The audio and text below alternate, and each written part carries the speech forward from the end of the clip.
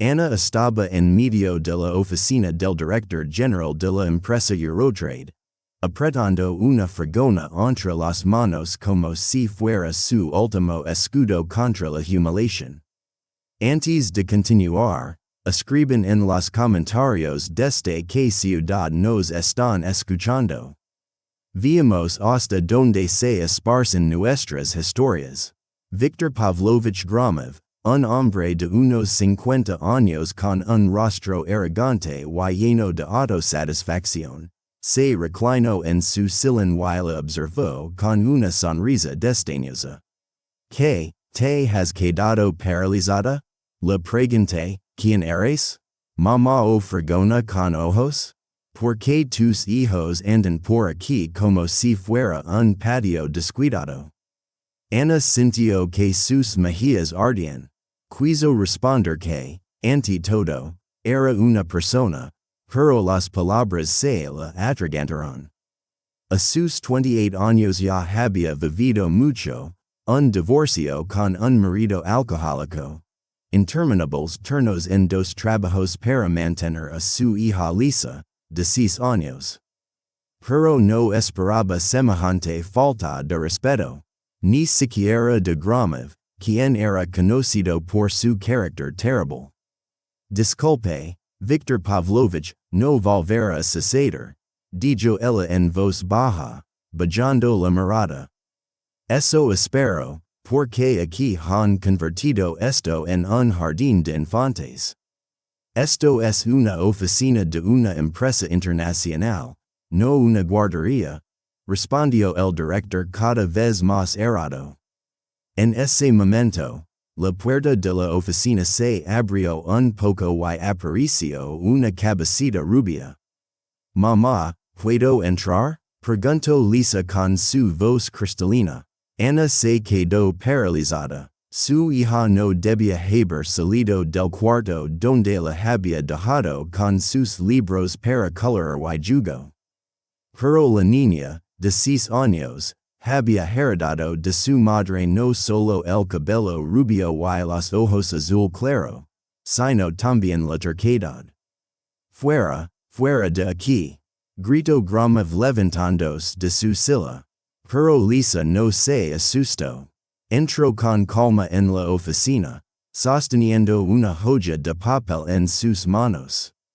Tío, aquí tiene un error, dijo mientras se acercaba al escritorio. ¿Qué error? Preguntó el director, desconcertado. Lisa se puso de puntillas y señaló con el dedo el documento sobre la mesa. Aquí, este es un contrato alemán. Sí, aquí dice der Vertrag, pero debería decir die Vereinbarung. Lo primero es un contrato de compraventa, pero ustedes están firmando un acuerdo de asociación. Y aquí, en la cláusula de entrega, están confundidos Liefen y List. Por eso parece que ustedes se comprometen a prestar servicios, no a suministrar mercancía. Gromov se quedó boquiabierto. Ana tampoco podía creer lo que acababa de oír.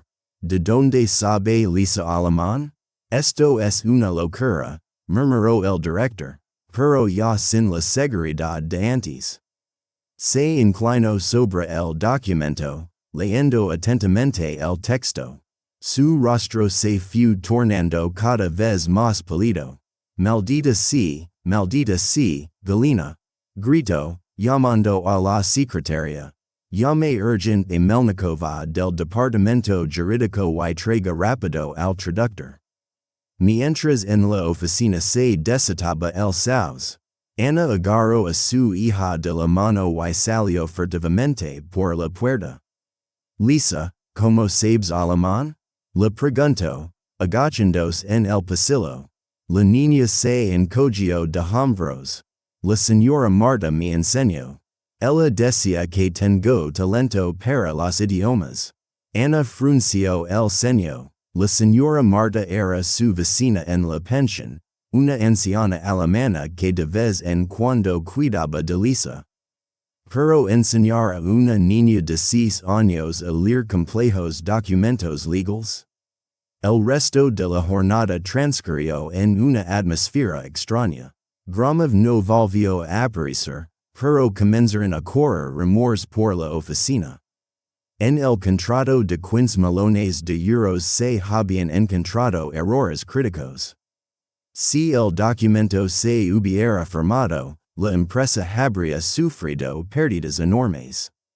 Al atardecer, cuando Ana terminaba de limpiar el suelo en la recepción, se le acercó Galina, la secretaria del director, una mujer joven con un peinado y manicura impecables. Ana, Victor Pavlovich le pide que pase, dijo, sin el habitual tono arrogante. Ana entró en la oficina, esperando otra reprimenda, pero Gromov estaba sentado tras su escritorio con una expresión pensativa. Tome asiento, le indicó con un gesto hacia la silla. Fue tan inesperado que Ana quedó desconcertada. En 6 meses trabajando en la empresa, el director nunca le había ofrecido sentarse. Su hija nos salvó de pérdidas multimillonarias, pronunció Gromov lentamente. Nuestros abogados confirmaron que los errores en la traducción cambiaban completamente el sentido de cláusulas clave. Los alemanes nos habrían destrozado en los tribunales. Guardó silencio mientras tamborilaba los dedos sobre la mesa. ¿Dónde aprendió alemán? Ana contó lo de la señora Marta. Gromov asintió pensativo. Vaya, una niña prodigio limpiando el suelo en mi oficina. En su voz se percibía una mezcla de sorpresa y casi compasión. Escuche, Ana, estoy dispuesto a recompensarla por la ayuda de su hija. Un bono equivalente a 3 sueldos. Ana sintió que una oleada de aire se levantaba dentro de ella. 3 salarios de limpiadora, eso es menos de lo que Gromov gastaba en un solo almuerzo de negocios. Gracias, no es necesario, respondió con frialdad. ¿Cómo que no? No digas tonterías, seguro que necesitas el dinero. Lo que necesito es que traten a mi hija con respeto. Solo le arrojan migajas. Gromov se encendió de furia. Estás loca. Te estoy ofreciendo dinero y tú lo rechazas. Puede irse, dijo Ana sin esperar respuesta, levantándose y dirigiéndose a la puerta. Espere, le llamó el director. Ya verá que se arrepentirá, limpiadora insolente. En su diminuta habitación de la pensión, Ana abrazó a su hija. Lisa, hoy fuiste increíble, pero no vuelvas a involucrarte en asuntos de adultos, ¿de acuerdo? La niña asintió con seriedad. Mamá, ¿por qué ese señor está tan enojado? La señora Marta dice que las personas malas son simplemente infelices. Ana suspiró. Sabía la señora Marta, qué lástima que ahora esté en el hospital. El corazón le está dando problemas. A la mañana siguiente, Ana llegó al trabajo como siempre, pero apenas tomó el cubo y la fregona le llamaron a recepción. Ali estaban 2 hombres con trajes formales. Ana Sergeyevna Voronova, preguntó uno de ellos, un alto rubio con acento. Sí, soy yo, me llamo Klaus Müller, soy representante de la Embajada de Alemania. Y este es mi colega del Instituto Goethe, señor Schultz. Queremos hablar con usted sobre su hija. Ana se estremeció. ¿Acaso Gromov había decidido vengarse y se había quejado en la embajada? No se preocupe, señora Voronova, sonrió el señor Schultz. Traemos buenas noticias. Anoche recibimos una llamada de nuestros socios de la empresa Reinl. Quedaron impresionados al saber que una niña de 6 años descubría graves errores en la traducción de su contrato.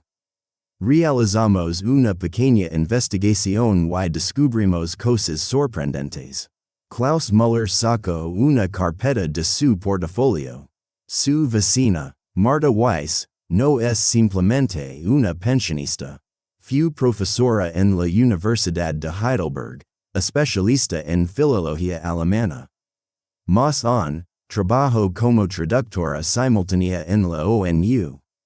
Nos pusimos en contacto con ella en el hospital y confirmó que lleva 2 años enseñando a su hija.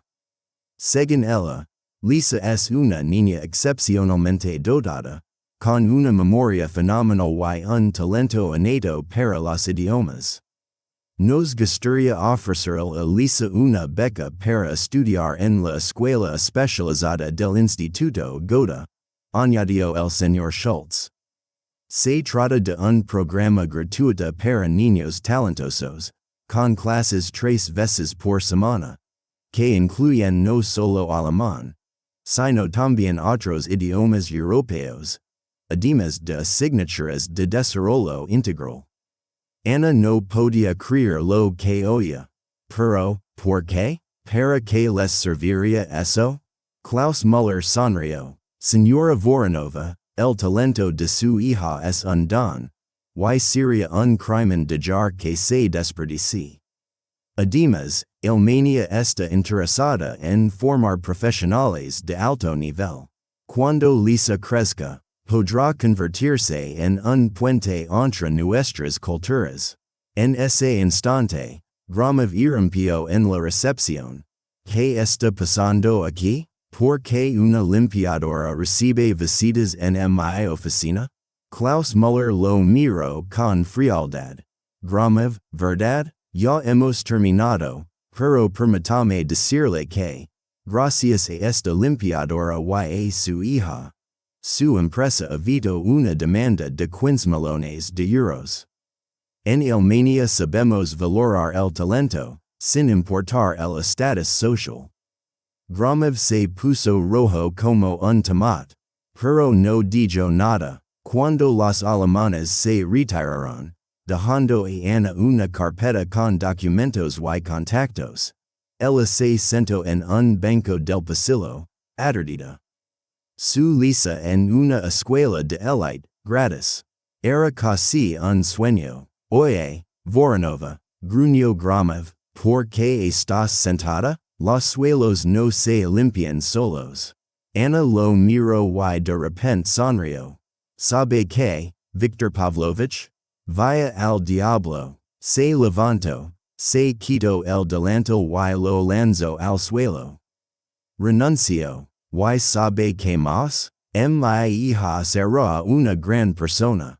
¿Y sus hijos? Por cierto, ¿tiene hijos? ¿O los espantó con su carácter? Gromov se quedó boquiabierto mientras Ana se daba la vuelta y se dirigía a la salida. No tenía otro trabajo. En su bolsillo quedaban 3,000 rublos hasta el próximo salario. Pero su corazón estaba extrañamente ligero. Llamaría a la empresa de limpieza que la había invitado hace un mes. Ali pagaban mejor y trataban a la gente con respeto. Por la tarde, Ana recogió a Lisa del jardín de infancia y la llevó al hospital a ver a la señora Marta. La anciana yacía en la habitación, pálida pero con ojos vivaces. Ah, ha venido mi pequeño genio, exclamó al ver a Lisa. Ana le contó sobre la visita de los alemanes. Los ojos de la señora Marta se llenaron de lágrimas. Lo sabía, siempre supe que Lisa era especial. Saben, yo no tuve hijos propios, pero esta niña se ha convertido para mí como una nieta, dijo la señora Marta. ¿Por qué no dijo quién es realmente? Preguntó Ana. La anciana sonrió tristemente. ¿Qué habría cambiado? Soy una mujer mayor que vive con una pensión mínima en una pensión compartida. Mi título académico no le interesa a nadie en este país. Pero cuando vi con que vidas Lisa absorbía el conocimiento, eso me devolvió el sentido de la vida. Las semanas siguientes pasaron como un instante. Lisa comenzó a asistir a la escuela del instituto y floreció literalmente. Los profesores estaban maravillados. La niña captaba todo al instante. Además del alemán, empezó a aprender inglés y francés. En casa, cantaba a su madre sin parar sobre sus nuevos amigos, las clases interesantes y los libros que les leen. Ana consiguió empleo en la empresa de limpieza Ciudad Limpia. El salario era mayor y, sobre todo, los jefes trataban a los empleados con respeto. Incluso comenzó a ahorrar para alquilar un apartamento propio. La vida empezaba a mejorar, pero al mes sucedió algo inesperado. Ana fue a recoger a Lisa al instituto y vio una figura familiar en la entrada. Gromov estaba junto a su Mercedes, fumando nerviosamente. Al verla, tiró el cigarrillo y se acercó. Ella se tensó, preparada para responder, pero el director parecía desconcertado. Ana, espere, no se vaya, por favor, comenzó. Debo disculparme. Fue tan inesperado que Ana se detuvo. Tenía razón, sobre los hijos. No tengo familia. Mi esposa me dejó hace 5 años. Dijo que me había convertido en una máquina insensible para ganar dinero. Guardó silencio, mirando a lo lejos. Cuando su hija encontró el error en el contrato, primero me enfadé, pero luego comprendí que una niña de 6 años había demostrado ser más inteligente y atenta que todos mis especialistas altamente remunerados. Y lo más importante, no tuvo miedo de decirme la verdad en la cara, a mí, que gritaba a su madre. ¿Por qué me cuenta esto? Preguntó Ana con frialdad. ¿Por qué quiero ofrecerle un trabajo? Respondió él. Un trabajo real como asistente de dirección. He revisado su curriculum. Tiene estudios universitarios incompletos en economía. ¿Por qué renunció? Preguntó Gromov. Ana suspiró. Me quedé embarazada. Mi esposo se fue. Tenía que trabajar. Pagaré su formación a distancia y le ofreceré un sueldo de 40,000 al mes durante el periodo de prueba. Ana negó con la cabeza. Viktor Pavlovich, no quiero su lástima. No es lástima, casi gritó Gromov. Es sentido común. Necesito una asistente que no tema decir la verdad. Usted es la única que en 5 años se atrevió a mandarme al diablo. ¿Y sabe qué? Tenía razón. En ese momento, Lisa salió corriendo de la puerta del instituto. Mamá, mamá, mira lo que dibujé. Agitó la hoja con el dibujo, pero al ver a Gromov se quedó calada. Hola, Lisa, dijo el director con inesperada dulzura. Gracias por ese contrato. Salvaste mi empresa. La niña lo miró con sus ojos serios. La señora Marta dice que siempre hay que decir la verdad, aunque te regañen por ello. Gromov esbozó una sonrisa torcida. Tienes una señora Marta muy sabia. Mandale saludos. Luego le entregó a Lisa una pequeña caja. Esto es para ti, por tu ayuda. Lisa miró a su madre con duda. Ana asintió. La niña abrió la caja y exclamó sorprendida. Dentro había una delicada cadena de oro con un colgante en forma de libro abierto. Es de Alemania, explicó Gromov. Lo encargué especialmente, ¿ves? En el libro está grabado. Wissen ist Macht, el conocimiento es poder. Lisa brilló de alegría. Gracias, tío. Guardó silencio y luego añadió. Y ya no la gritara masa mama? Gramav se sonrojo. No, lo prometo. Ana no respondio ese dia. Dijo que lo pensaria. En casa, tras acostar a Lisa. Se sentó en la cocina reflexionando sobre si debía volver a trabajar con Gramav después de todo lo ocurrido. Por otro lado, él claramente estaba intentando cambiar. Y el salario de 40,000 permitiría alquilar un buen apartamento, comprar ropa nueva. Juguetes y libros para Lisa. La decisión llegó inesperadamente. Al día siguiente, Ana fue a visitar a la señora Marta, que había sido dada de alta del hospital. La anciana escuchó atentamente su relato y sonrió. Querida mía, en la vida hay que saber dar segundas oportunidades. Yo, en mi tiempo, trabajé con todo tipo de personas. Y saben que comprendí, que incluso la persona más endurecida puede cambiar si algo la conmueve profundamente. Y su Lisa es imposible olvidarla. Guardo silencio un momento y añadió. Pero tenga cuidado, no permita que él la humille de nuevo. Usted merece mucho más. Ana tomó una decisión. Al día siguiente, fue a la oficina de Eurotrade y la comunicó a Gramav que aceptaba, pero con condiciones. Primero, él debía disculparse ante todo el equipo por su comportamiento. Segundo, ella elegiría su lugar de trabajo y su horario para poder recoger a Lisa en el instituto. Tercero, nada de gritos ni humillaciones, o renunciaría ese mismo día. Gramav aceptó las condiciones con rostro impasible. Está bien, finalmente dijo, y cumplió su palabra. En la reunión general se disculpó públicamente con Ana y reconoció que su actitud había sido impropia.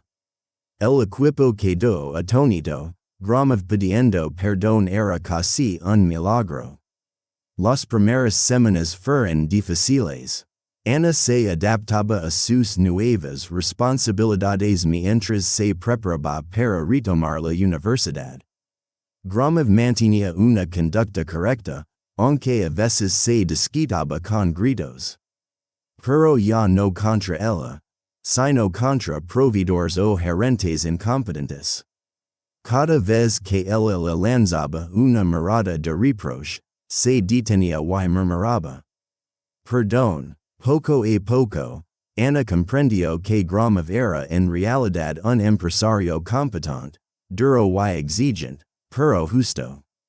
El problema era su incapacidad para relacionarse con las personas. Creció en un orfanato, luchando con uñas y dientes, acostumbrado a un mundo como la selva donde solo sobrevive el más fuerte. ¿Sabe por qué me enfadé tanto aquella vez por su hija? Preguntó él una vez, cuando se quedaron tarde en la oficina, porque vi a una niña que tiene una madre dispuesta a soportar humillaciones por ella. Yo no tuve una madre así. Ana sintió una punzada de compasión. Viktor Pavlovich, el pasado no justifica la crueldad. Lo sé. Pero la explica, suspiró él. Su Lisa me recordó a una niña del orfanato, igual de inteligente y talentosa. ¿Sabe qué fue de ella? Se hundió en el alcohol a los 20 años. Nadie vio su talento ni le dio una oportunidad. Hizo una pausa, por eso encargué la cadena y por eso la ofrecí el trabajo. Para que Lisa tenga una oportunidad. Pasaron los meses. Ana retomó sus estudios universitarios, combinándolos exitosamente con el trabajo. Lisa logró progresos fenomenales. A los 7 años hablaba con fluidez 3 idiomas y comenzó a aprender chino. Los profesores habían propuesto enviar a Lisa a una pasantía en Alemania, pero Ana aún no se atrevía. consideraba que era demasiado pequeña. La relación con Gromov, que al principio era estrictamente laboral, fue transformándose poco a poco en una amistad. Ana misma se sorprendía de ello, pero el hecho era inevitable. El severo director comenzó a quedarse más tiempo para charlar, preguntaba a menudo por Lisa. Incluso en un par de ocasiones los llevó en coche a casa, y una vez asistió al acto matutino del instituto, donde Lisa recitó poemas en 4 idiomas. Él se sentó en la última fila, intentando pasar desapercibido, aunque no era fácil para un hombre de 2 metros vestido con un traje caro.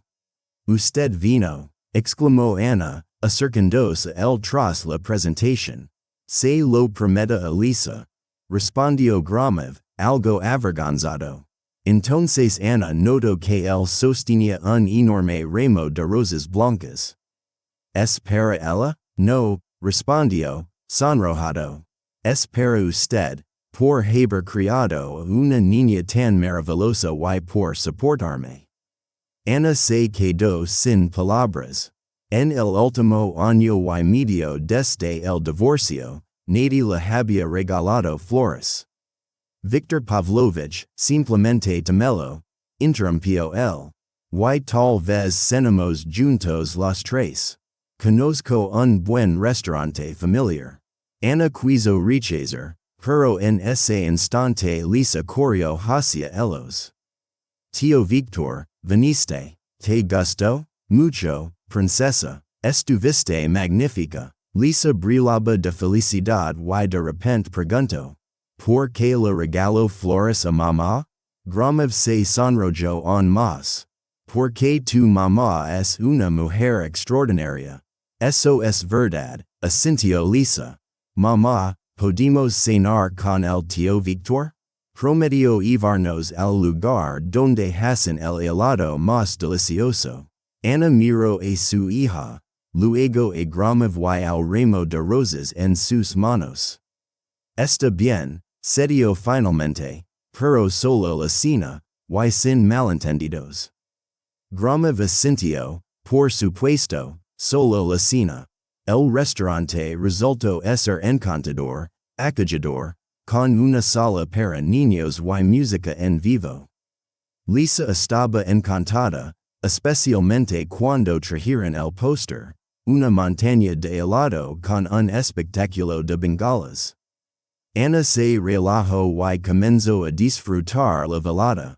Gromov contaba historias divertidas de sus viajes de negocios. Lisa reía, Ana sonreía. «Saben», dijo Gromov de repente, cuando Lisa salió corriendo a ver el acuario con peces, los envidió.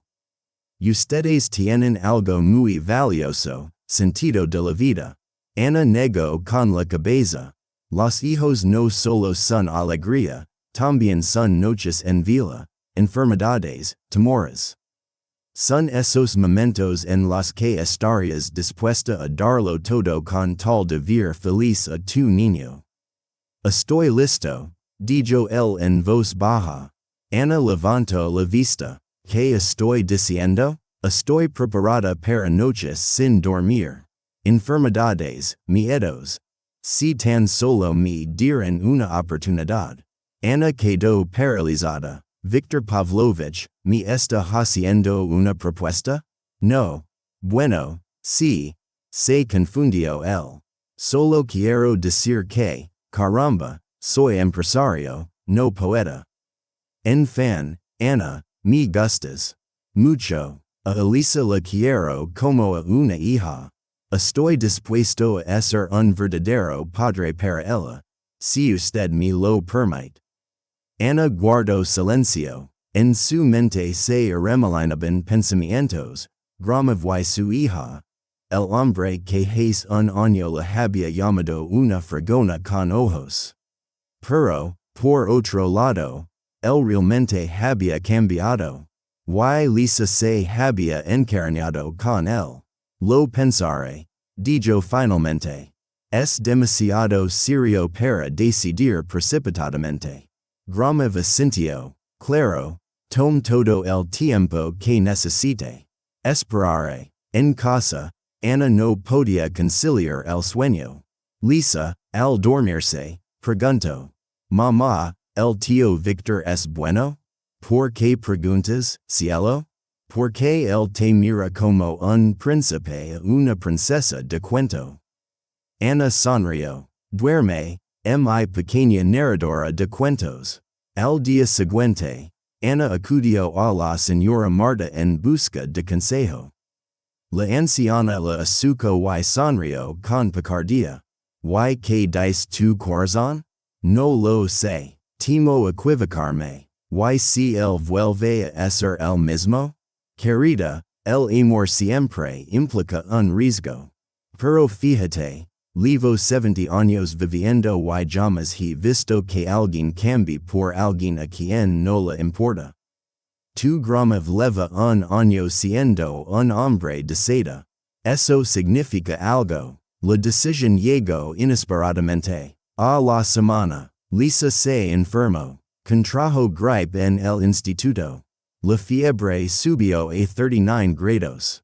La niña deliraba. Ana entró en pánico. Entonces apareció Gromov, corrió a medianoche, trajo al mejor pediatra y se quedó junto a la cama de Lisa mientras Ana iba a la farmacia.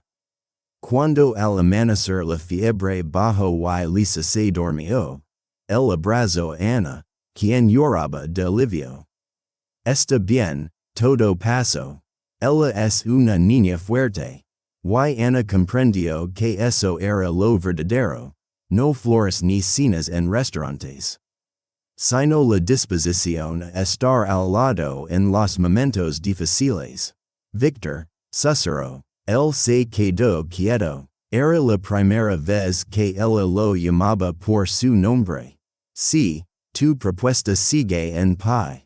Él la estrechó con más fuerza. Siempre. Celebrarán una boda sencilla, con solo los más allegados presentes. Lisa fue la dama de honor y estaba muy orgullosa de su nuevo vestido. La señora Marta lloraba de felicidad. Incluso Galina, la siempre ceñuda secretaria, esbozaba una sonrisa. Eres una mamá hermosa, susurró Lisa, acomodando el velo. Y el tío Víctor, es decir, papá, también es guapo. Ana abrazó a su hija. ¿No te importa que él sea ahora papá?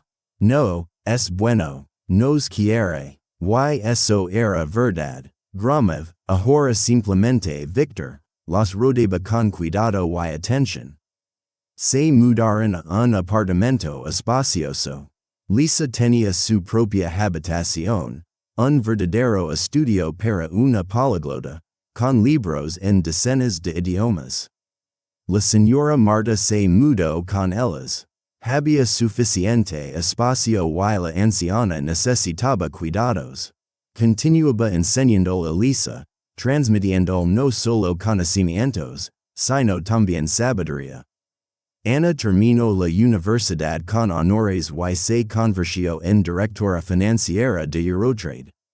Al principio, sus colegas la miraban con recelo, la esposa del jefe, sangre nueva. Pero pronto comprendieron que Ana era una economista verdaderamente talentosa. Bajo su liderazgo, la empresa alcanzó un nuevo nivel. Cuando Lisa cumplió 8 años, ocurrió un acontecimiento que cambió nuevamente sus vidas. En la Olimpiada Internacional de Jóvenes Políglotas en Berlín, obtuvo el primer lugar, superando a adolescentes el doble de su edad. El jurado quedó asombrado. La niña no solo hablaba 8 idiomas, pensaba en ellos, captando los matices más sutiles del significado. Su hija es un fenómeno, dijo el presidente del jurado estrechando las manos de Ana y Víctor. Queremos ofrecer un programa educativo personalizado, Los mejores profesores del mundo están dispuestos a trabajar con ella. Pero Lisa negó con la cabeza. Gracias, pero quiero estudiar en casa. Con la señora Marta, mamá y papá cerca. En el vuelo de regreso, Victor preguntó. Lisa, ¿de verdad no quieres estudiar en el extranjero? La niña lo miró con seriedad. Papá, la señora Marta dice que lo más importante no es el conocimiento, sino el amor. Yo tengo a ti, a mamá y a la señora Marta. ¿Por qué debería irme? Victor apretó suavemente su pequeña mano. ¿Sabía es tu señora Marta? La señora Marta los recibió con una sonrisa orgullosa. Mi niña ha triunfado. Lo sabía. Pero Ana notó que la anciana había adelgazado y estaba demacrada. Está bien, querida, se excusó ella. Es solo la edad, pero la realidad era otra. Un mes después, la salud de Frau Marta empeoró. Los médicos se mostraron resignados. El cuerpo estaba agotado, el corazón débil. ¿Cuánto tiempo?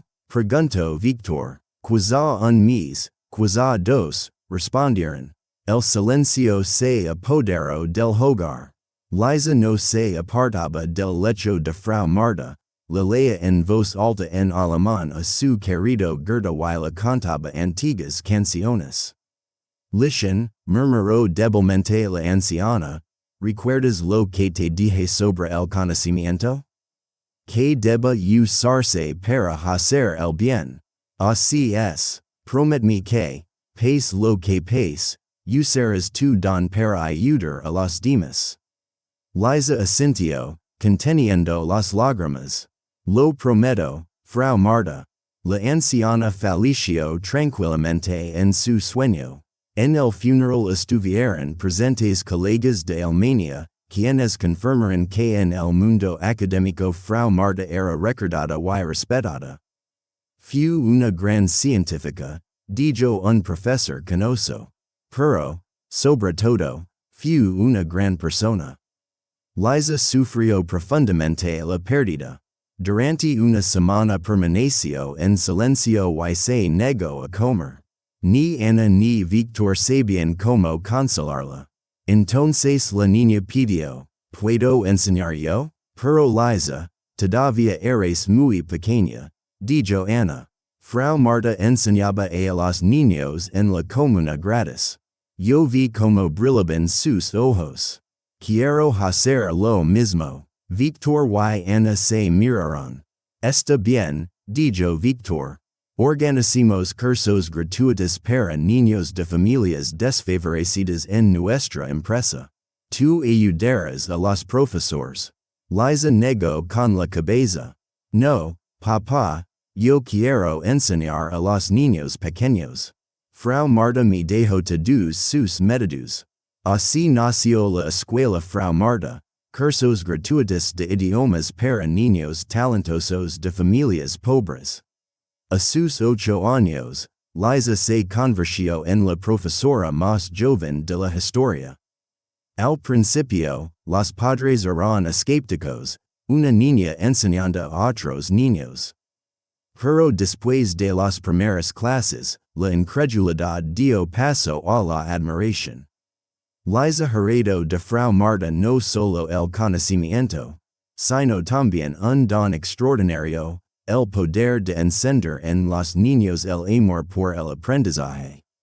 ¿Sabes en qué pienso? Dijo Victor una noche, mientras observaba a Liza prepararse para sus clases. Pienso que es un año te amé. Bueno, tú recuerdas, y si no fuera por esa arrogancia, ni tu orgullo ni la valentía de Liza, nada de esto existiría. Ni nuestra familia, ni la escuela. No terminó la frase, pero Ana lo interrumpió con un beso. No pienses en eso, Frau Marta decía, cada historia tiene su camino. El nuestro nos trajo hasta aquí.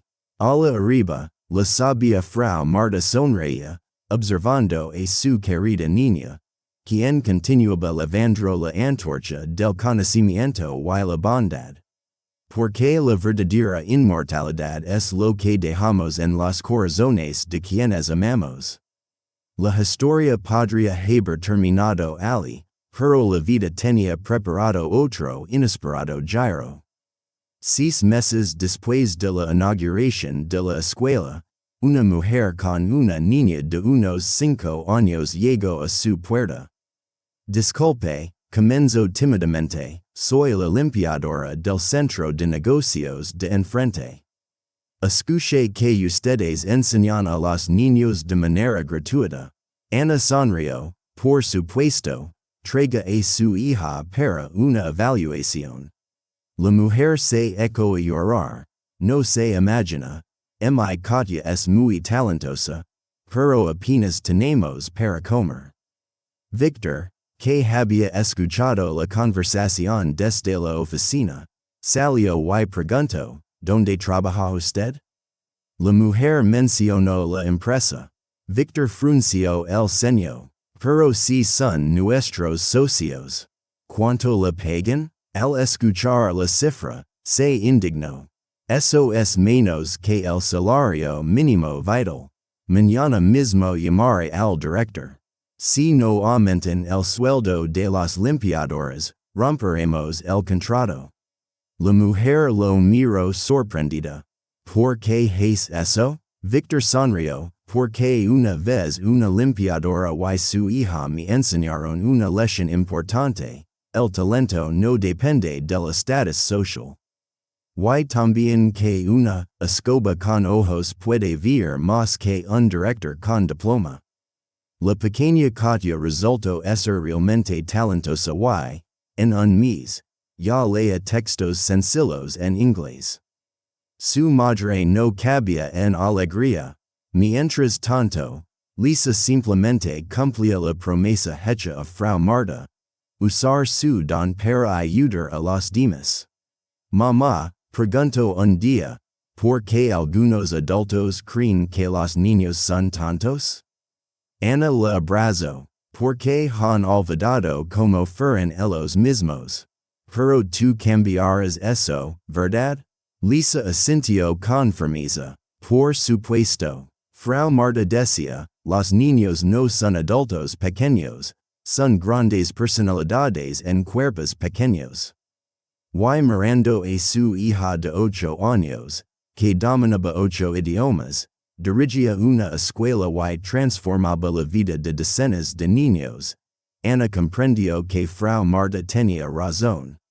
Como siempre, aquella noche, cuando Lisa ya dormía, Ana y Victor se sentaron en el balcón, contemplando las luces de la ciudad. Sabes, dijo Victor, a menudo pienso en aquel día, cuando te grité. Si alguien me hubiera dicho entonces que en 2 años sería un padre y esposo feliz, y que patrocinaría una escuela para niños desfavorecidos, me habría reído. Ana le tomó la mano. Las personas cambian. ¿Has cambiado? Negó Victor con la cabeza. Ustedes, tú y Liza, me cambiaron a mí. Me mostrarán que hay cosas en el mundo más importantes que el dinero y el poder. Permanecieron en silencio, y a ambos les pareció que, cerca de ellos, flotaba el espíritu bondadoso de la sabia Frau Marta, bendiciendo su pequeña familia. Una familia que comenzó con insultos y se transformó en una historia de amor, perdón y fe en la bondad humana. Mientras tanto, en la habitación contigua, dormía la niña destinada a cambiar el mundo. No a través de la política o los negocios, sino con una verdad sencilla que la sabia anciana le había revelado. El conocimiento multiplicado por la bondad puede obrar milagros. Y eso era solo el comienzo. Pasó otro año, Liza cumplió 9, y la escuela de Frau Marta prosperaba.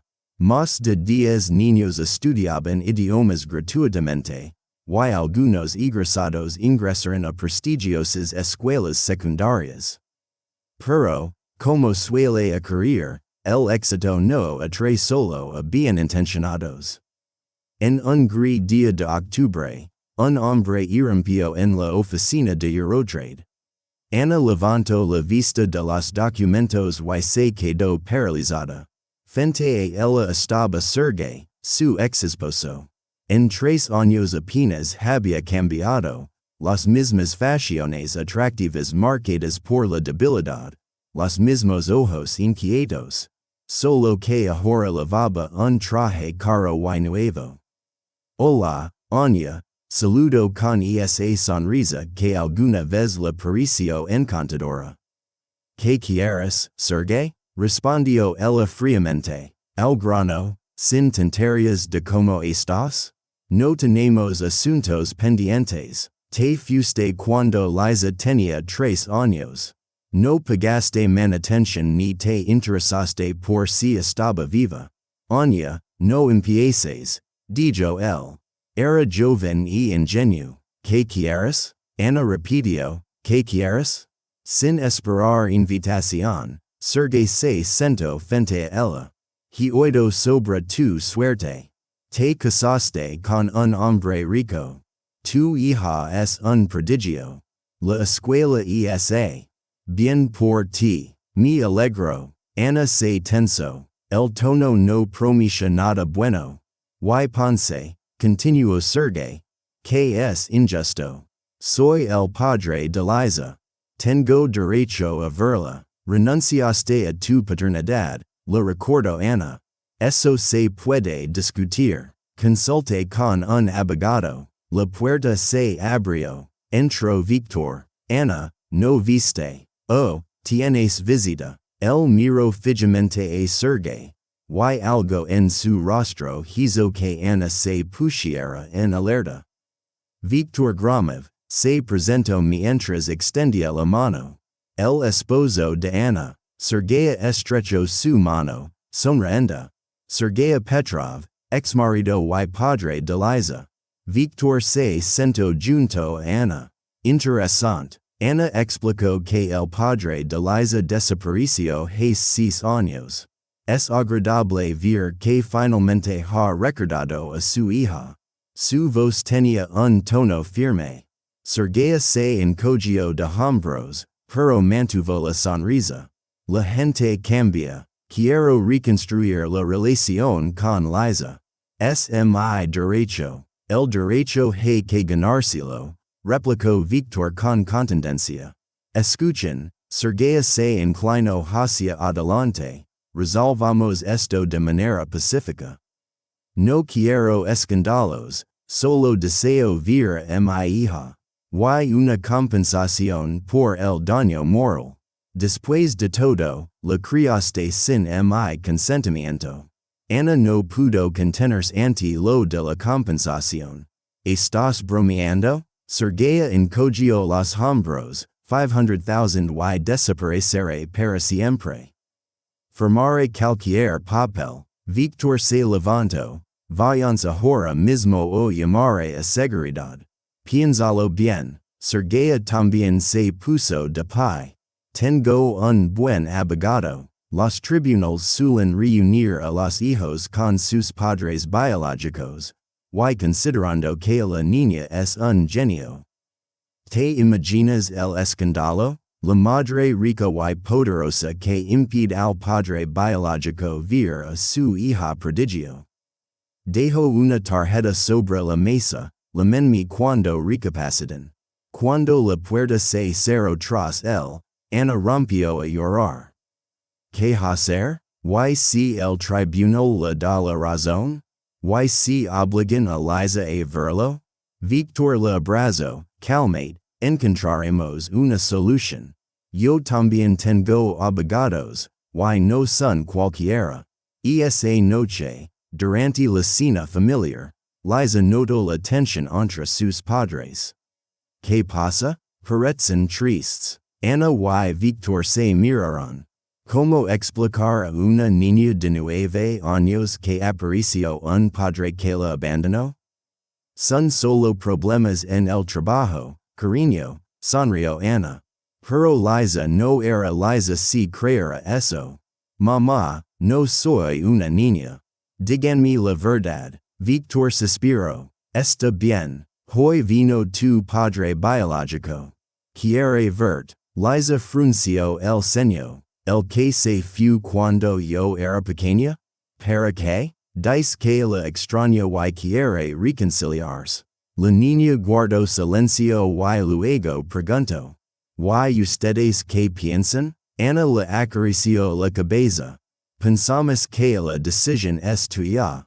Pero debe saber. Él exige dinero para dejarnos en paz. Liza asintió. Entiendo. Chantaje. Ya vimos eso en las clases de derecho. Víctor sonrió involuntariamente. En la escuela de Frau Marta realmente tenían un programa muy completo. ¿Puedo pensarlo? Preguntó Liza. Por supuesto, querida. Es una decisión muy seria. Al día siguiente ocurrió algo inesperado. A la escuela de Frau Marta llegó una mujer de unos 30 años, bien arreglada, con un abrigo caro. Quiero inscribir a mi hijo en los cursos, dijo. Liza, que justo estaba dando clases a los niños pequeños, salió a recibir a la visitante. Hola, claro, tráiganlo. Tenemos grupos para diferentes edades. La mujer sonrió de manera extraña. ¿Tú eres Liza, la hija de Ana Voronova? Sí. ¿Cómo lo sabes? Soy Karina, la esposa de Sergei Petrov, tu padre. Liza se tensó, pero mantuvo la calma. Frau Marta le había enseñado a siempre mantener la compostura. Entiendo. ¿Y qué quieres? Karina miró alrededor y dijo. Podemos hablar en privado. Entraron en el pequeño despacho de la directora. Sí, la niña de 9 años tenía su propio despacho. Escucha, niña, comenzó Karina. Vine a advertirte. Mi marido, tu padre, no es quien dice ser. Solo quiere dinero. Me lo imaginaba, respondió Liza con serenidad. Karina se sorprendió ante esa reacción. ¿No te sientes triste? ¿Para qué? Es un extraño. Mi verdadero papá es Víctor. Él nos quiere a mamá y a mí. Karina suspiró. Eres una niña sabia. Mira, traje algo para ti. Sacó una carpeta con documentos. Estos son informes sobre las dudas de Sergei. Tiene una ludopatia. Le debe mucho dinero a gente muy peligrosa, por eso se acordó de ti. Piensa que un hombre rico pagará por él. ¿Por qué me cuentas esto? Preguntó Liza. Karina esbozó una amarga sonrisa. Porque yo también tengo un hijo, de 7 años. Y no quiero que crezca con un padre capaz de chantajear a su propia hija. Me voy de Sergei, pero antes quería advertirte. Es peligroso. Cuando esté acorralado, es capaz de todo. Después de que Karina se fuera, Liza llamó a sus padres. Mamá, papá, tenemos que hablar urgentemente. Esa noche, tras escuchar a su hija, Víctor frunció el ceño. Esto cambia las cosas. Si está involucrado en el crimen, debemos denunciarlo a la policía, dijo Ana. No, negó Liza con la cabeza. Tengo una idea mejor. El día siguiente, Liza pidió a sus padres que organizaran una reunión con Sergei. ¿Estás segura? Se preocupó Ana. Sí, pero que si en un lugar público y ustedes están cerca. La cita se fijó en una cafetería cerca de la oficina. Sergei llegó confiado, anticipando una victoria fácil. Lizinchka, sonrió ampliamente. Has crecido mucho, hermosa. Liza lo miró con calma. Hola, Sergei. ¿Por qué tanta formalidad? Soy tu papa, no, mi papa es Victor. Y usted es el padre biológico que abandonó a mamá y a mí? La sonrisa de Sergei se desvaneció. Liza, entiendo que estás dolida. No estoy dolida. Me da igual, pero tengo una propuesta para ti. Sacó su tablet. Sé de tus dudas. $300,000 es una suma considerable. Y a quienes debes no les gusta esperar. Sergei Paladicio. ¿De dónde sacaste eso? No importa. Escucha con atención. Firmarás ahora una renuncia a todas las reclamaciones contra mí y mi familia para siempre. Y yo te ofreceré algo a cambio. ¿Dinero? Preguntó Sergei esperanzado. No, algo mejor. Liza abrió un documento en la tablet. Es un contrato con una empresa china para enseñar ruso en línea.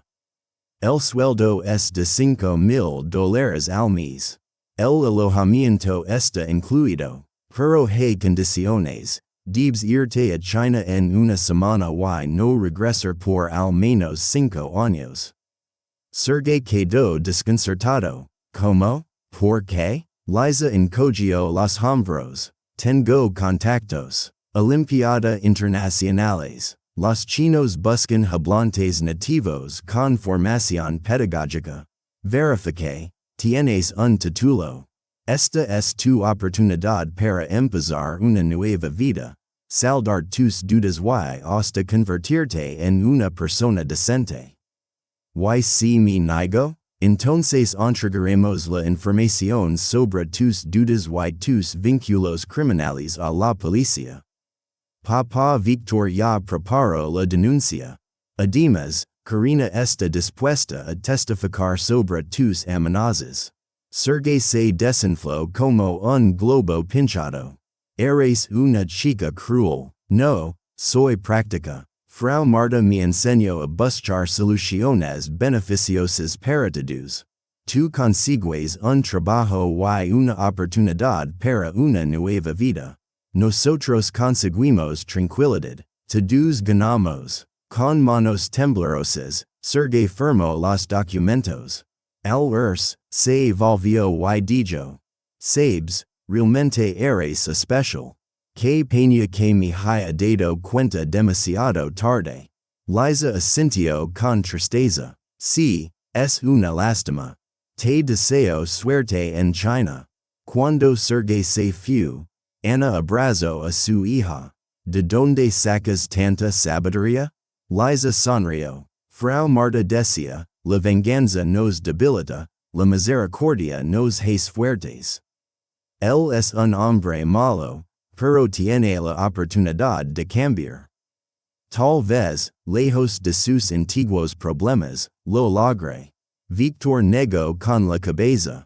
Sabes, Liza, vas a ser una gran diplomática o maestra, dijo, pero la niña lo corrigió. Como Frau Marta, la vida volvió a su causa habitual. Sergei realmente se mudó a China. Más tarde supieron que la iba bien. Se casó con una mujer china y pagó sus dudas, sin volver a molestarlos. Karina ocasionalmente llevaba a su hijo a la escuela de Frau Marta. El niño mostró talento para los idiomas. Pero la calma no duró mucho. Unos meses después, sucedió lo que Ana temía. Un competidor de Victor descubría su historia y decidió aprovecharla. En un periódico sensacionalista apareció un artículo con un titular escandaloso, La cenicienta de las limpiadoras, como una madre soltera sencilla conquistó a un millonario. El artículo estaba plagado de mentiras y insinuaciones, que Ana se había hecho empleada de limpieza para seducir al rico director, que usaba a su hija como cebo, y hasta presentaron la escuela de Frau Marta como un plan astuto para lavar dinero. No leas esa basura, dijo Victor, arrebatando el periódico a Ana. pero ya era tarde. El artículo se replicó en medios digitales y se generó un gran revuelo en redes sociales. Lo peor fue que la escuela sufrió las consecuencias. Algunos padres retiraron a sus hijos, temiendo que estudiaran en un lugar questionable. Los patrocinadores dudaron, y hasta algunos profesores miraban a Liza con recelo. La niña mantuvo la compostura, pero Ana veía lo mucho que le costaba esa carga. Mamá, ¿por qué hay gente tan mala? Preguntó una noche. No todas las personas son malas, cariño. Solo que se oye más a quienes sienten envidia y rabia, respondió ella con ternura. Víctor contrató a los mejores abogados y demandó al periódico, aunque el proceso prometía ser largo. Mientras tanto, la reputación de la familia y la escuela se tambaleaba. Entonces, inesperadamente, la secretaria Galina, aquella misma que alguna vez miró a Ana con desprecio, ofreció su ayuda. Ana, ¿puedo hablar contigo un momento? Pidió ella al entrar en el despacho. Sé quién está detrás de ese artículo. Ana se estremeció. ¿Quién? Margarita Vlasova, la esposa del dueño de Imperial Trade. Su empresa es el principal competidor de la vuestra. Además, ella es la ex-novia de Víctor Pavlovich. Él la dejó hace 7 años y desde entonces no ha podido perdonarlo. ¿Cómo lo sabes? Tengo una amiga en su empresa. Margarita no ocultaba su intención de destruir a Víctor, y cuando supo que se había casado con una exempleada de limpieza, lo tomó como un insulto personal. Ana reflexionó, pero ¿cómo probarlo? Galina sacó un pendrive. Aquí hay grabaciones de conversaciones y copias de correos. Mi amiga arriesgó su empleo para conseguir esto. Margarita fue imprudent, enviaba insultos directamente desde su correo corporativo. ¿Por qué nos ayudas? Preguntó Ana. Galina sonrió. Mira, al principio pensé que eras una trepadora, pero luego vi cómo trabajas, cómo crías a Liza, cómo ha cambiado Víctor Pavlovich a tu lado. Ustedes son buenas personas. Y a las buenas personas hay que ayudarlas. Armado con estas pruebas, Víctor pasó a la ofensiva, pero no por la vía judicial.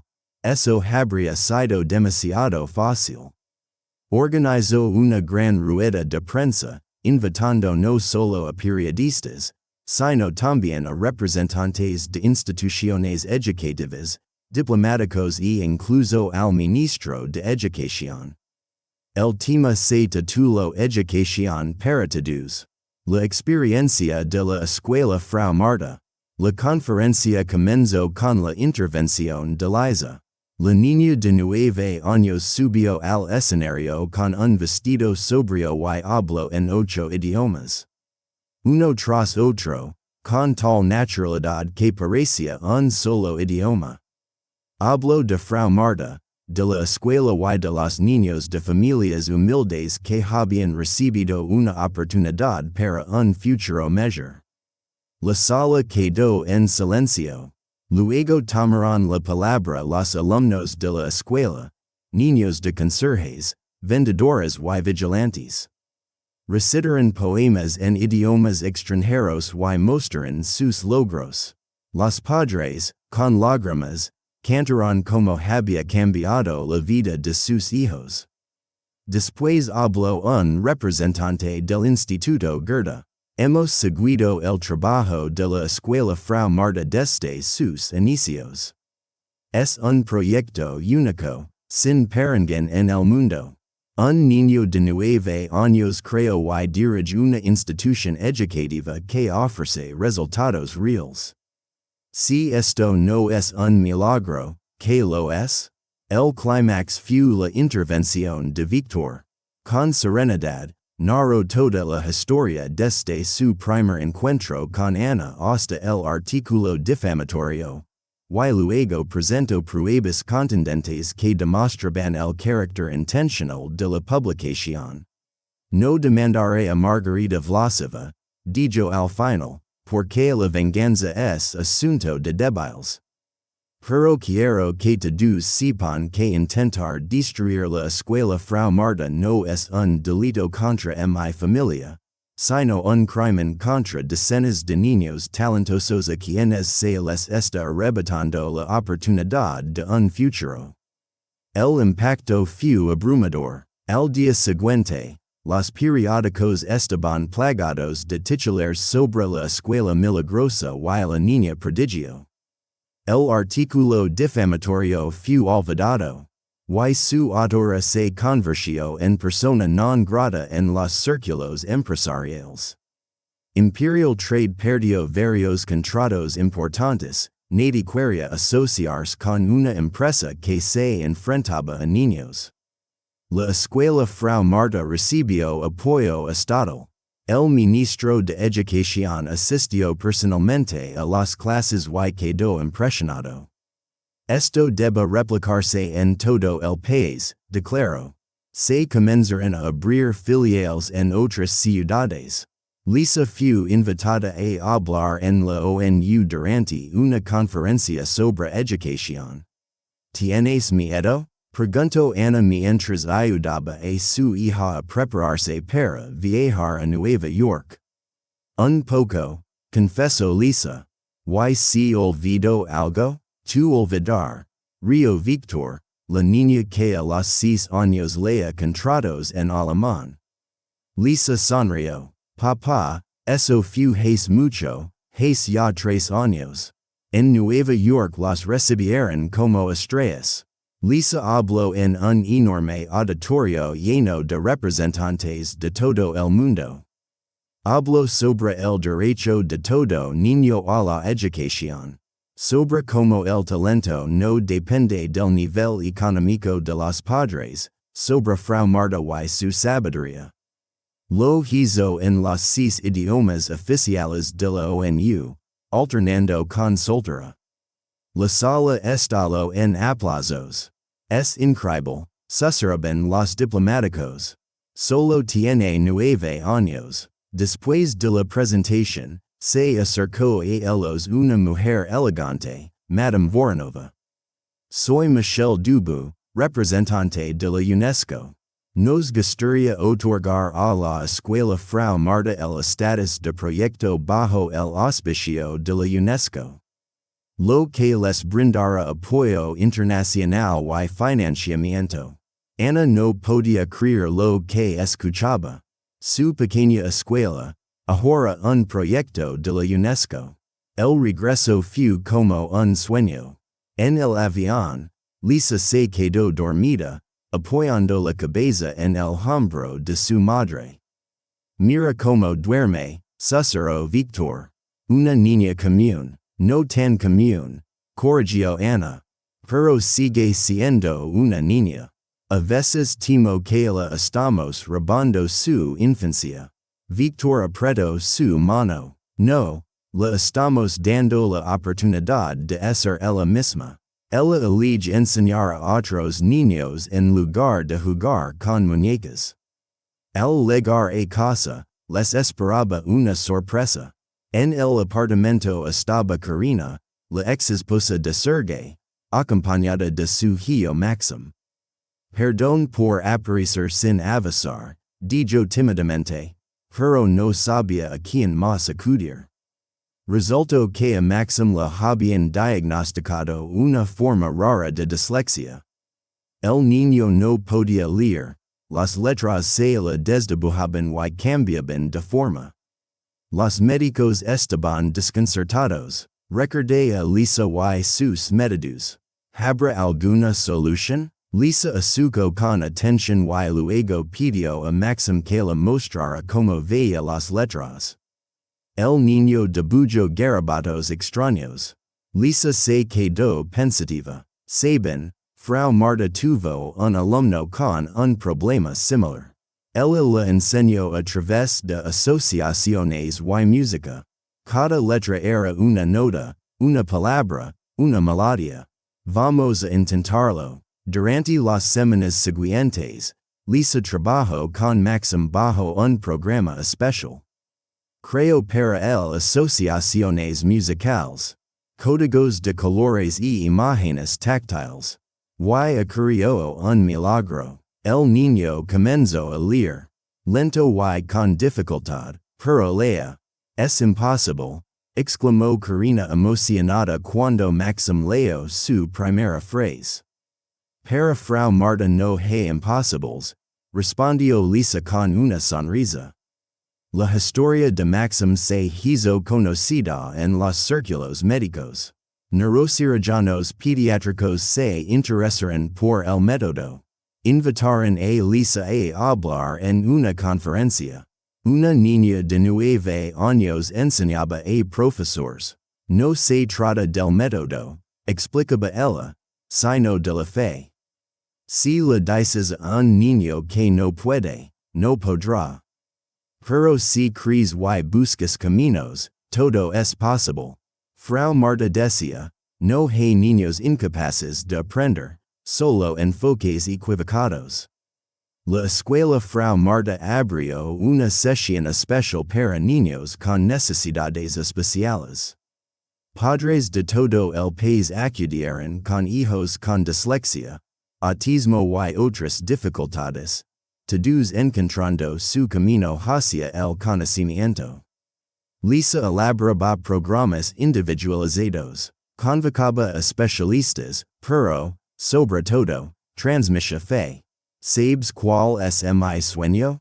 Preguntó una noche. La familia estaba sentada en la terraza de su nueva casa. Finalmente se habían mudado desde el apartamento. ¿De qué, solcito? Preguntó Víctor. Que no quede ni un solo niño en el mundo que se cree tanto, que cada uno encuentre su talento. Víctor le abrazó. ¿Sabes qué? Confío en que lo lograrás. Como si sus palabras se confirmaran, sonó el teléfono. Era una llamada de la administración presidencial. Querían otorgarle a Lisa una condecoración por sus méritos en educación, convirtiéndola en la ganadora más joven en la historia. Felicidades, querida, saludó Ana. Pero Lisa permanecía serena. Esta no es mi medalla, sino la de Frau Marta y de todos los niños que aprendieron a creer en sí mismos. La ceremonia se transformó en una celebración. En el Palacio del Kremlin se reunieron estudiantes de la escuela Frau Marta de todo el país. Los niños recitaron poemas, cantaron en diversos idiomas y representaron pequeñas obras. Cuando el presidente entregó la medalla a Lisa, ella dijo, gracias, pero quisiera pedir algo, que en cada escuela del país haya al menos un maestro que cree en los niños como lo hizo Frau Marta. Eso vale más que cualquier premio. El auditorio estalló en aplausos. El presidente sonrió. De ti saldrá una gran política. No, negó Lisa con la cabeza, de mí saldrá una maestra. Como Frau Marta, tras la ceremonia, se acercó una mujer mayor. Disculpen, ¿eres Lisa Voronova? Sí, soy Elsa Weiss, hermana de Marta. Ana quedó boquiabierta, desconocían que Frau Marta tenía familia. Vine desde Alemania cuando supe de su escuela. Marta me escribía sobre ustedes en sus últimas cartas. Te llamaba su solcito. Elsa sacó un sobre. Ella pidió que te entregara esto cuando fueras mayor. Pero creo que ya estás lo suficientemente crecida. Lisa abrió el sobre con manos temblorosas. Dentro había una carta en alemán. Querida Listian, si estás leyendo esta carta, significa que ya no estoy a tu lado, pero sé que continúas nuestra labor. Enseñas a los niños a creer en sí mismos. Vive una vida larga y vi mucho, guerra, devastación, renacimiento. Pero lo mejor que me pasó fuiste tú, aquella niña pequeña de la vecindad que me devolvió el sentido de la vida. Me preguntaste por qué te elegí? Te respondo, no fui yo quien escogió, sino el destino que nos unió para demostrar que los milagros existen. Tú eres mi milagro, lección. Sé que regalarás milagros a miles de niños. Enseñales no solo idiomas, sino también bondad, fe y amor. Y recuerda que siempre estoy contigo, en cada palabra que pronuncias, en cada sonrisa de un niño que aprendió a creer en sí mismo. Tu amorosa Frau Marta, Lisa abrazó la carta contra su pecho y rompió en llanto, por primera vez en 2 años desde la muerte de Frau Marta. Ana la abrazó, y juntas lloraron, entre tristeza y alegría, entre pérdida y hallazgo. Elsa dijo en voz baja, Marta estaría tan orgullosa de ustedes. Han superado todos sus sueños. Ella está con nosotros, susurró Lisa. Lo siento. Esa noche, en casa, Lisa pidió quedarse sola en su habitación. Sus padres se preocuparon, pero ella los tranquilizó. Necesito pensar. Se sentó en la mesa donde Frau Marta le enseñó sus primeras palabras en alemán y comenzó a escribir. Toda la noche llenó hojas y al amanecer mostró a sus padres lo que había hecho. Esto es un libro de texto, el método de Frau Marta para que cualquier maestro pueda enseñar como ella. El trabajo tomó un año. Lisa convocó a los mejores pedagogos, psicólogos y lingüistas, pero la esencia permaneció en los principios simples de Frau Marta, fe en el niño, atención personalizada y enseñanza a través de la alegría. Cuando el libro se publicó, se tradujo rápidamente a decenas de idiomas. Escuelas en todo el mundo comenzaron a implementar el método Frau Marta. Lisa tenía 11 años cuando sucedió otro acontecimiento importante. Ana empezó a sentirse mal, y Víctor insistió en hacer exámenes. El diagnóstico fue impactante, embarazo. ¿Cómo es posible? Se preguntó Ana, confundida. Tengo 32 años. El doctor sonrió. Es la edad ideal para un segundo hijo. En casa, Ana no sabía cómo dar la noticia, pero Lisa lo adivinó al ver sus rostros. Voy a tener un hermanito o una hermanita, dijo. Los padres asintieron, expectantes. La niña brilló de felicidad. ¡Qué alegría! Siempre soñé con enseñar a alguien desde la cuna. ¿Puedo elegir el nombre? El embarazo transcurrió sin complicaciones. Lisa le leía cuentos al bebé en varios idiomas y le cantaba bananas. ¿Estás educando al bebé desde el vientre? Bromeaba Víctor. ¿Y qué? Respondía Lisa con seriedad. Los científicos demuestran que los niños oyen en el útero, que se acostumbran a los idiomas.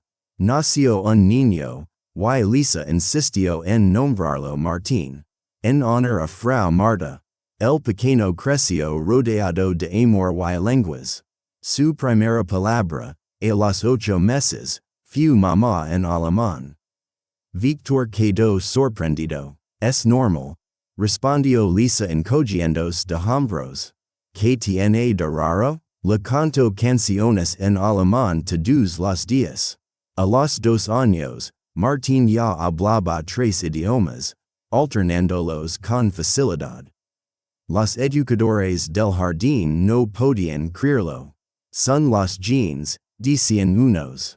Es el entorno, aseguraban otros. Elisa simplemente sonreía. Es amor. Cuando enseñas con amor, los niños absorben como esponjas.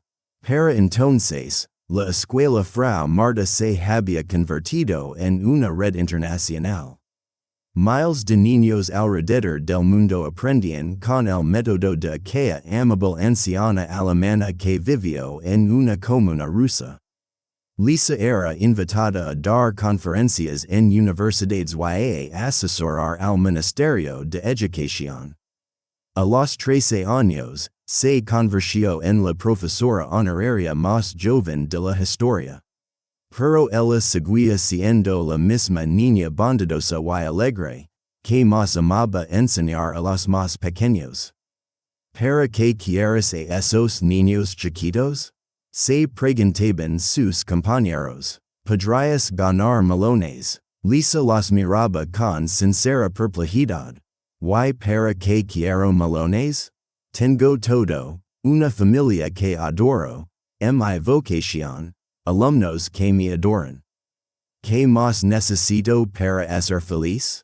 Un día, revisando objetos antiguos de Frau Marta guardados en un trastero, Lisa encontró un álbum desgastado.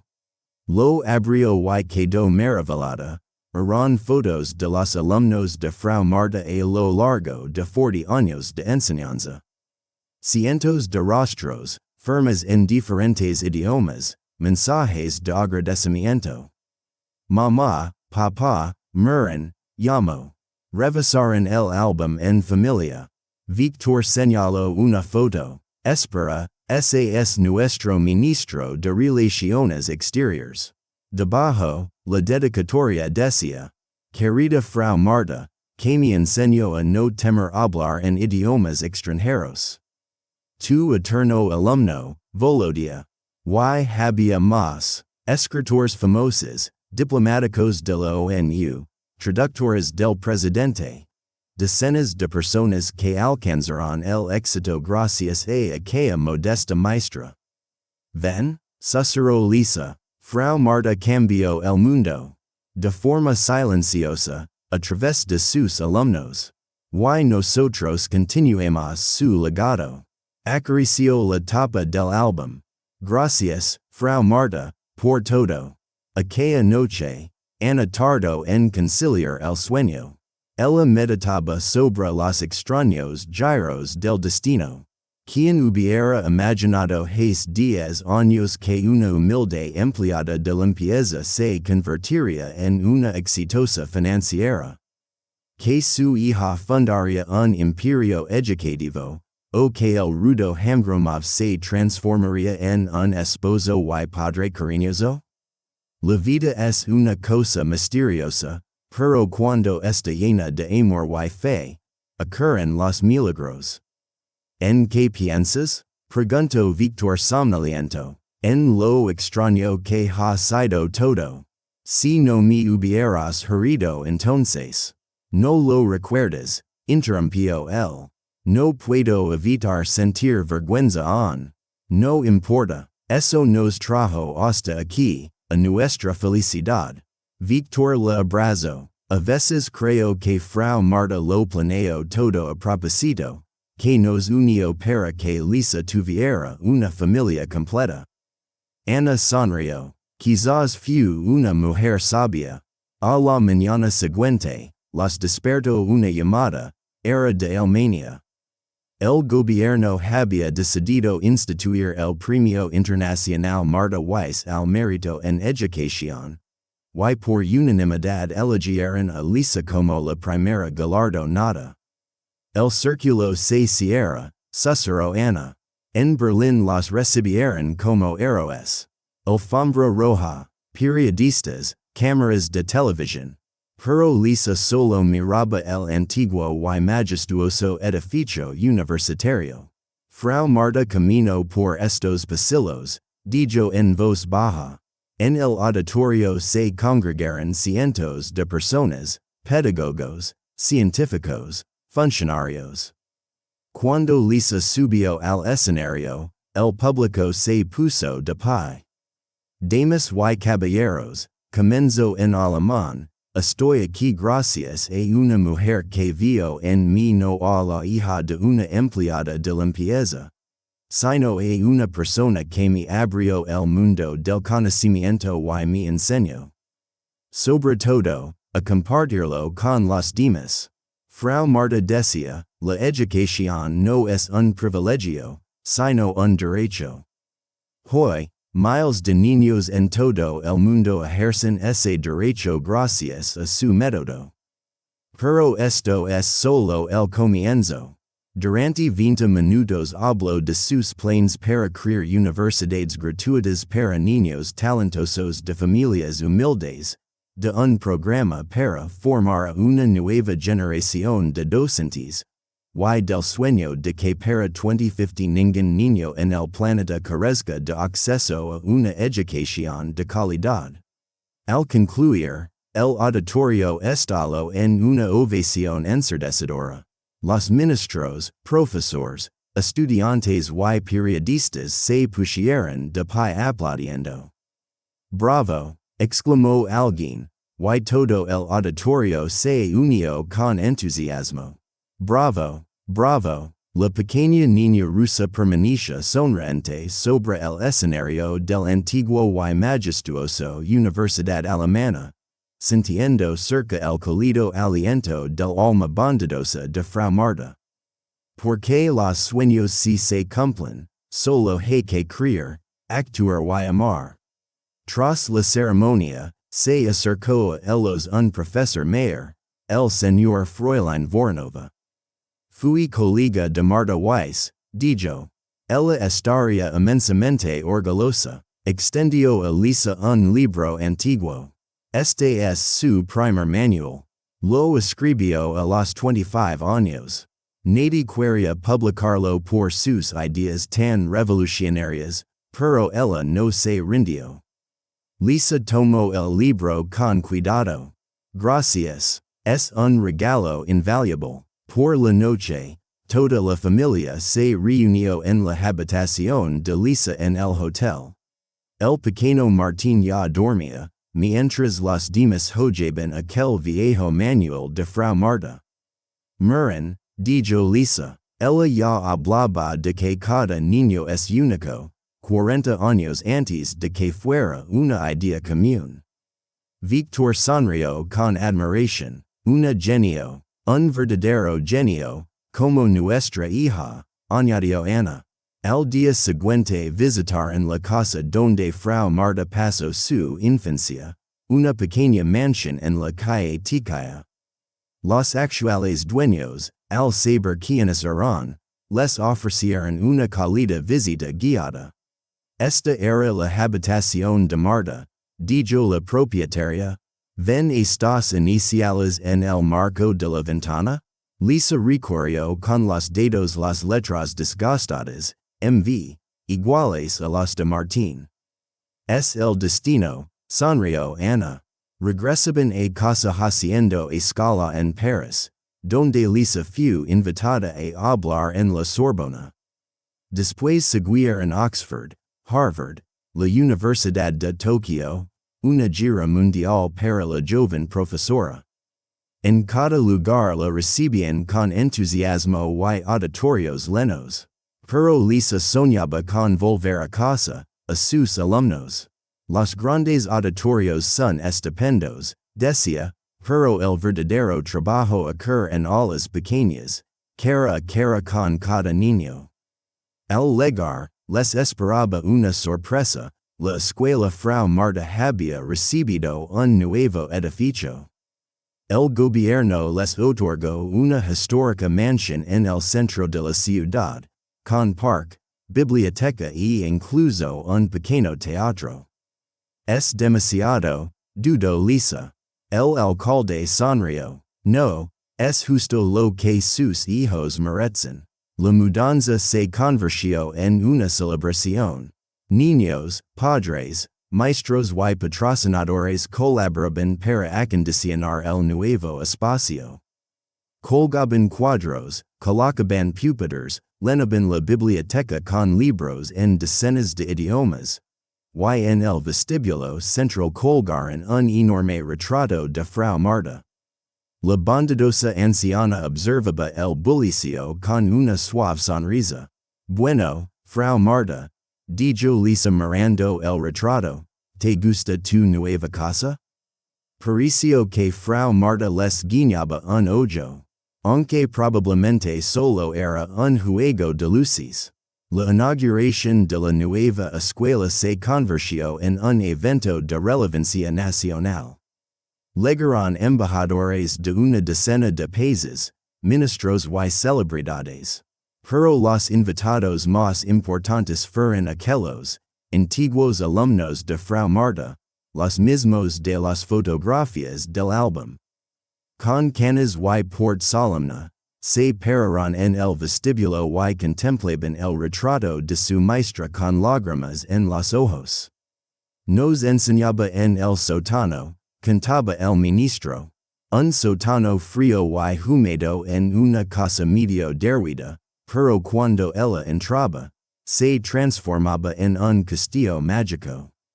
A mí me enseñó en el hospital, añadió un escritor. Estaba internado con tuberculosis.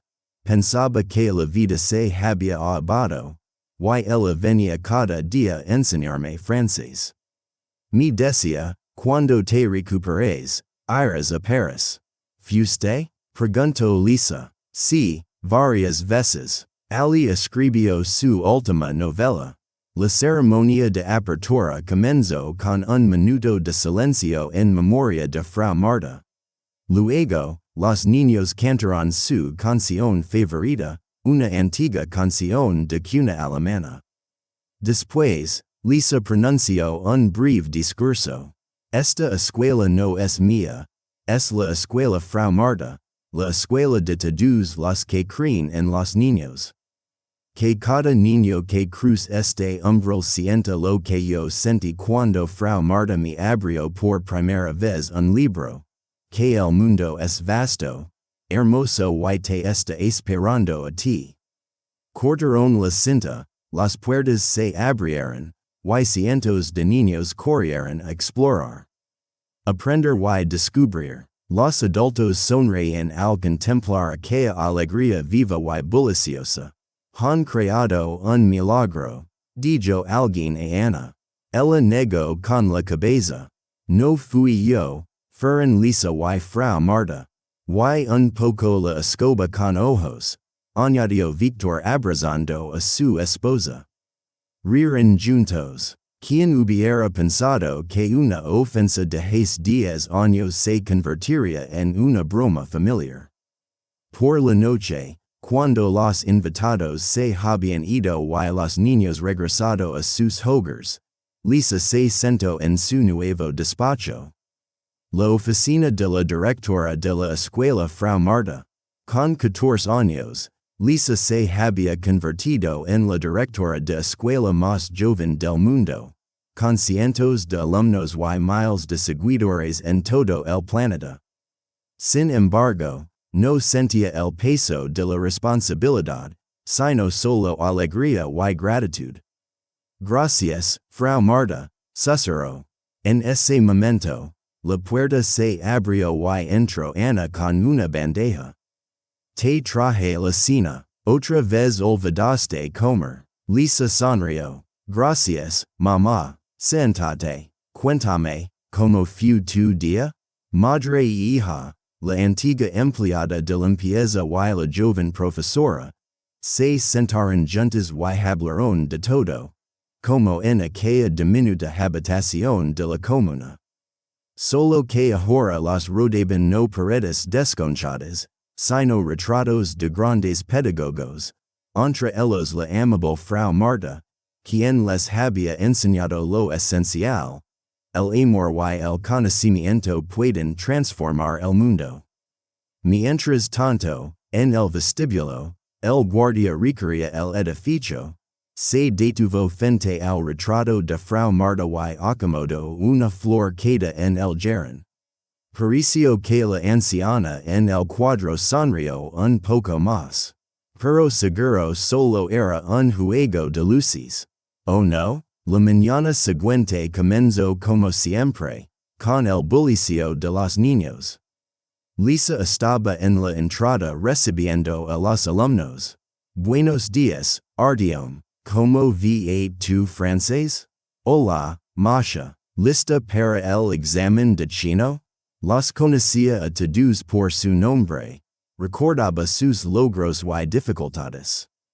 Para ella no eran solo estudiantes, eran sus hijos, los hijos de Frau Marta. Lisa Viktorovna, corrió una niña de unos 6 años. ¿Es verdad que a tu edad ya sabías 5 idiomas? Lisa se agachó a su nivel. ¿Es cierto, pero sabes que? Eso no me hace mejor que tú. Cada uno tiene su propio camino y su tiempo. Eres especial, Katyusha, solo que tu singularidad se manifestará de otra forma.